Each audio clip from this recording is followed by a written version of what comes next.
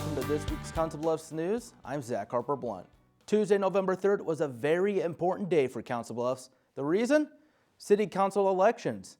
3 seats were up for grabs, and once voting finished, a newcomer was elected to council, while 2 incumbents retained their seats.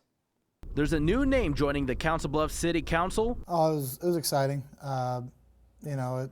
Overwhelmed by the amount of support. Small business owner Roger Sandow grabbing more votes than anyone else in this year's City Council election. And getting elected, obviously nobody can do it by themselves, run a campaign. I'm excited to represent the citizens of Council Bluffs.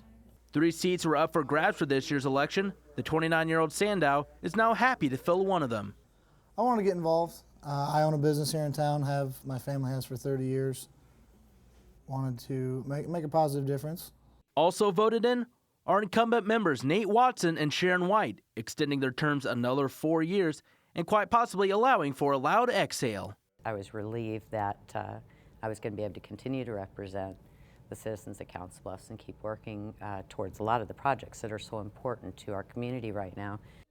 I was actually very excited. I'm excited for all the things that we've been able to do together, all of us, and I look forward to doing more of it over the next 4 years. Unlike Sandow, familiarity seems to have played a large role in helping White and Watson retain their seats on the council.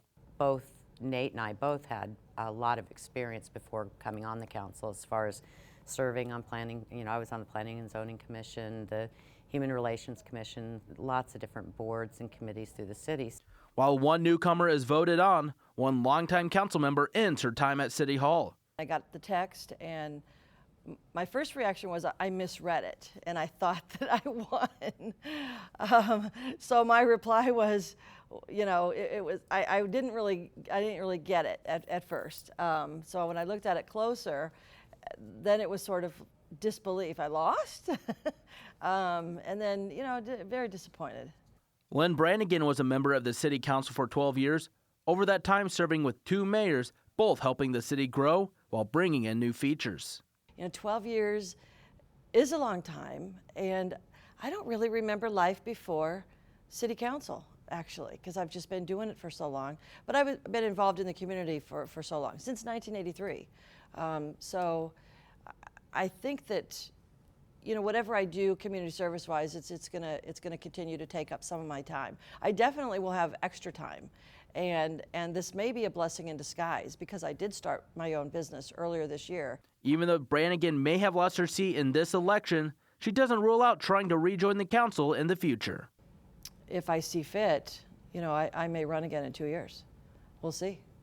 The total turnout for the election was around 10%. City Council members Melissa Head and Al Ringenberg's seats won't be up for election for another 2 years.